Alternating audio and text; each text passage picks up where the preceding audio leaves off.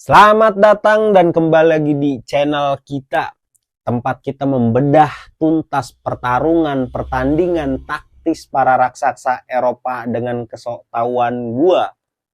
Kali ini kita akan fokus pada kemenangan krusial Barcelona 3-1 atas LC ya, di ajang La Liga. Dan kemenangan ini adalah obat penawar luka yang dibutuhkan Blaugrana setelah kekalahan pahit di El Clasico pekan lalu. Pelatih Hansi Flick itu berada di bawah tekanan saat kalah dari Real Madrid El Clasico. Dan di laga ini, ia tuh menunjukkan respon cepat yang brutal. Ya, Flick itu menurunkan starting 11 yang menarik dengan formasi dasar, yaitu 4-2-3-1 yang mana biasanya ia pakai, yaitu ciri khasnya Hansi Flick.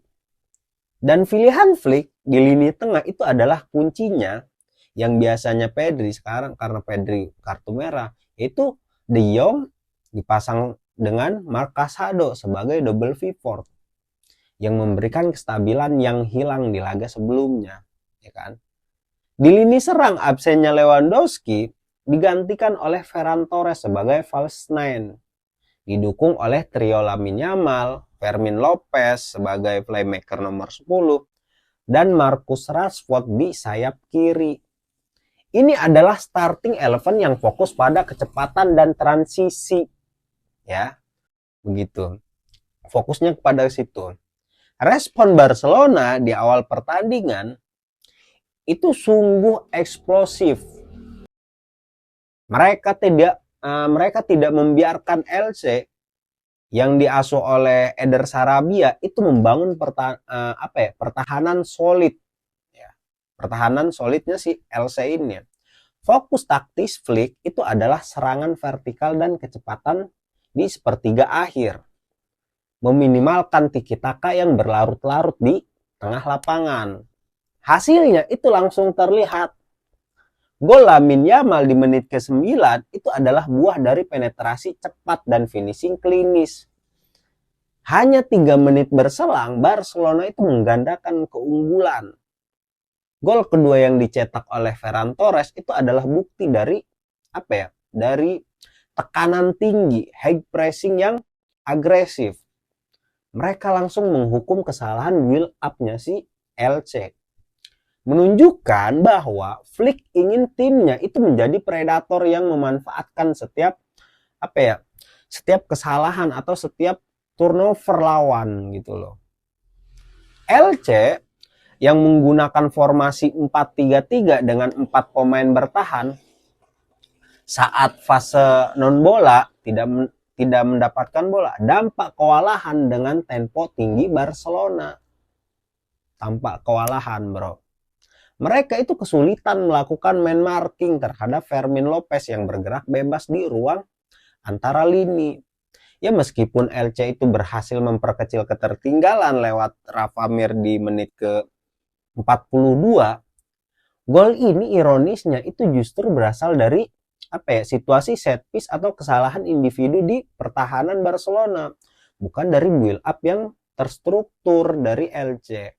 Dan ini menunjukkan bahwa meskipun lini serang Hansi Flick efisien, lini belakangnya yang saat itu dihuni oleh siapa tuh? Eric Garcia, Ronald Araujo itu masih memiliki sedikit celah dalam konsentrasi, ya kan? Babak pertama itu berakhir dengan skor 2-1, menegaskan bahwa kecepatan dan energi tim muda Flick itu telah memberikan dampak, ya. Telah memberikan dampak. Memasuki babak kedua, tantangan terbesar Barcelona bukan lagi LC, melainkan menjaga momentum dan mengatasi kelemahan kecil yang terlihat di akhir babak pertama.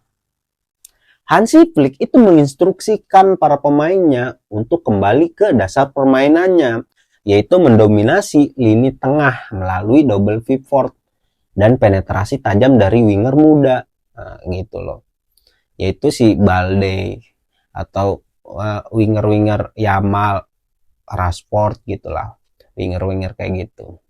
Pemain yang benar-benar bersinar dalam aspek taktis ini, menurut gue itu adalah Fermin Lopez. Bermain sebagai nomor 10 dalam skema Hansi Flick. Fermin itu tidak hanya berfungsi sebagai penghubung.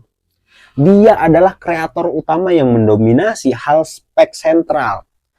Ya, gerakannya itu yang cerdik, itu seringkali menarik perhatian dua gelandang LC, yaitu Febas dan Aguado, menciptakan ruang bebas bagi De Jong atau Casado untuk maju gitu loh.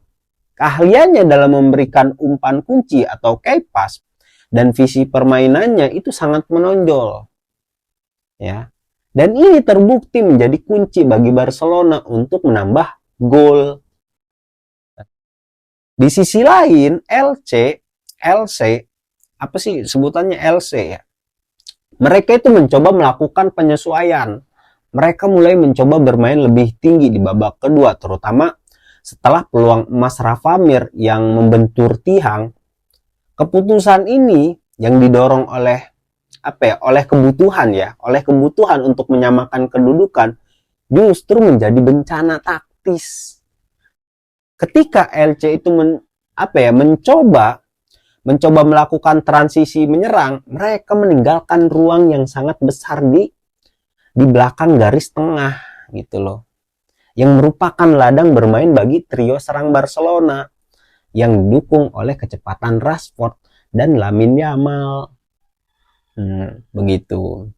Rashford yang bermain di sayap kiri itu menjadi ancaman konstan. Ya meskipun ya kadang-kadang terlihat kurang terhubung dengan Ferran Torres ketika di tengah, ya kan. Kecepatannya dalam situasi serangan balik itu adalah senjata yang sangat mematikan. Nah, gol ketiga Barcelona di menit ke-61 itu adalah hasil kolaborasi taktis yang sangat apik, yaitu Fermin Lopez itu kembali menjadi arsitek dengan umpan silang yang akurat, dan Rashford itu memanfaatkan celah yang ditinggalkan oleh wingback LC, Pedrosa, ya. Sebelumnya itu melepaskan tembakan keras yang memastikan kemenangan. Nah, Rashford tuh gitu mantap tuh mainnya kayak gitu mulu mah. Nah, dan gol ini membuktikan prioritas gegenpressing dan kecepatan transisi Barcelona di bawah asuhannya Hansi Flick. Ketika LC kehilangan bola, Barcelona segera menghukum mereka. Di babak ini, yaitu LC mencatatkan penguasaan bola yang sedikit lebih tinggi, yaitu 51% berbanding 49% milik Barcelona. Namun, ini adalah penguasaan bola palsu, bro. Sebagian besar penguasaan bola mereka itu terjadi di area yang tidak berbahaya.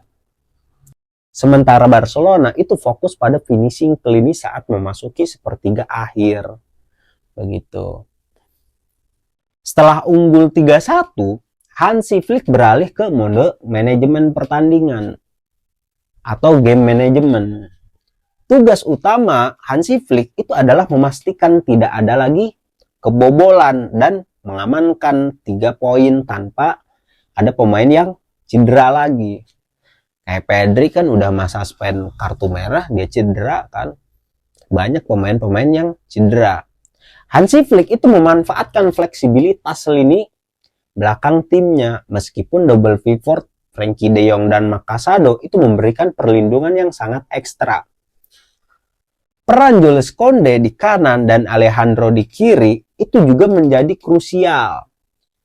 Koundé dengan atribut defensif yang solid, lebih sering menahan diri untuk membentuk pertahanan 3 orang saat Balde maju sangat tinggi. Namun ya, LC mulai menekan Koundé dengan cepat menutup ruang di sisi sayap, ya kan, menunjukkan kedisiplinan yang sangat tinggi. Begitu. Nah, di pertengahan babak kedua, Hansi Flick itu melakukan serangkaian pergantian taktis yang sangat cerdas kalau menurut gua. Ini sangat cerdas.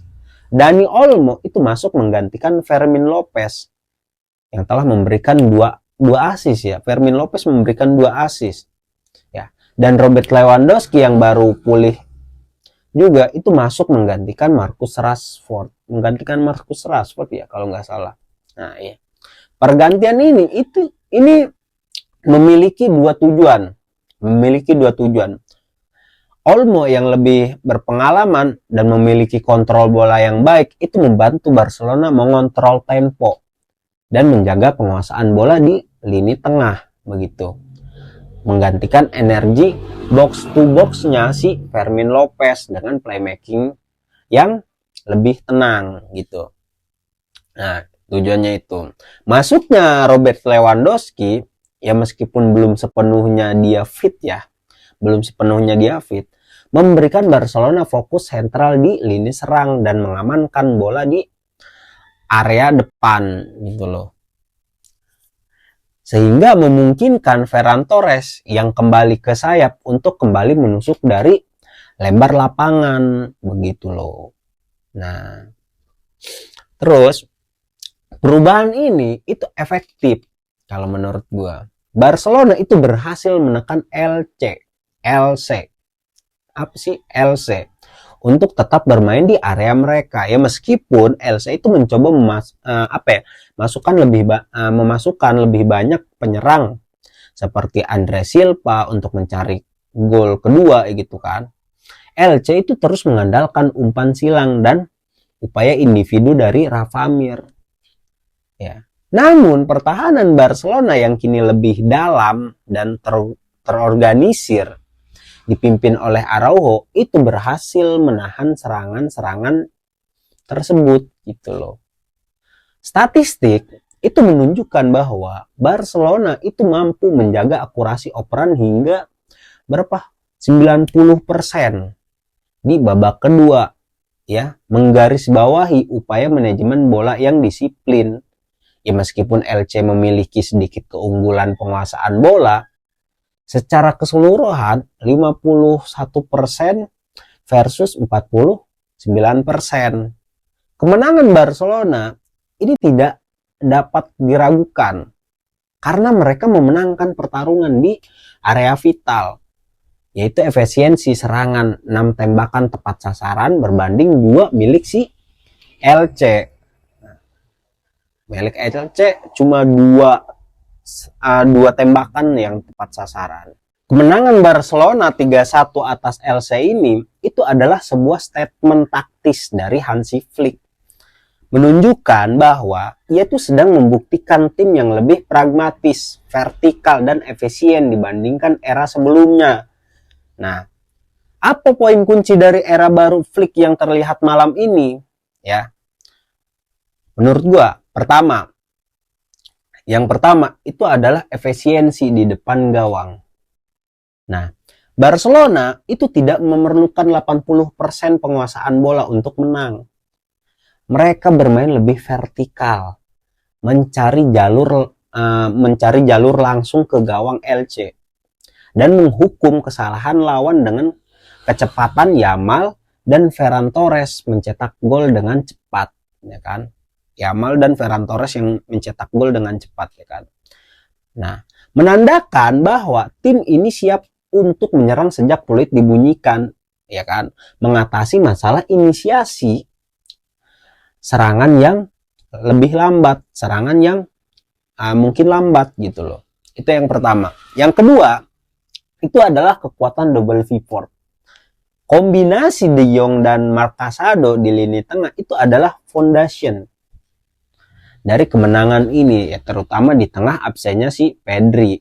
Nah, mereka itu memberikan stabilitas melindungi lini belakang dan membebaskan Fermin Lopez untuk bereaksi atau berkreasi di depan. Dan ini adalah model yang lebih kokoh untuk mengimbangi filosofi menyerang ala Hansi Flick yang terkadang beresiko gitu loh. Itu yang kedua. Sekarang yang ketiga. Yang ketiga itu munculnya pahlawan non-tradisional. Nah, sementara sorotan itu selalu tertuju pada nama besar. Lamine Yamal lah, Lewandowski. Fermin Lopez dan Marcus Rashford itu membuktikan diri sebagai pahlawan yang dibutuhkan. Fermin dengan 2 asisnya itu menunjukkan bahwa ia adalah motor kreatif sentral yang andal gitu loh. Sementara Rashford itu memberikan finishing tajam dan kecepatan yang dibutuhkan di sayap Barcelona. Nah, bagi LC, meskipun Rafa Mir sempat memberikan harapan, ya kan, kegagalan mereka itu adalah dalam kualitas teknis dan koordinasi transisi. Mereka tidak mampu memanfaatkan penguasaan bola yang mereka dapatkan, dan pertahanan mereka itu terlalu mudah dibongkar oleh pergerakan diagonal dan kecepatan pressingnya Barcelona. Nah, begitu. Secara keseluruhan,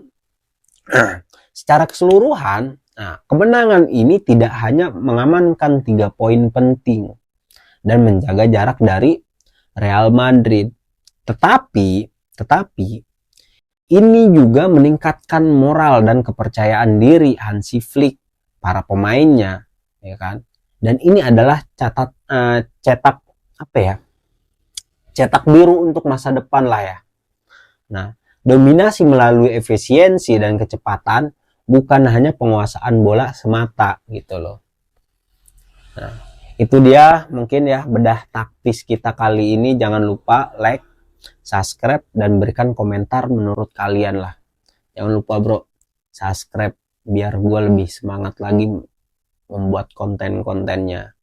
Karena secara tidak langsung kalian subscribe gue, itu kalian membantu gue untuk lebih semangat lagi, lebih fokus lagi untuk membedah konten-konten yang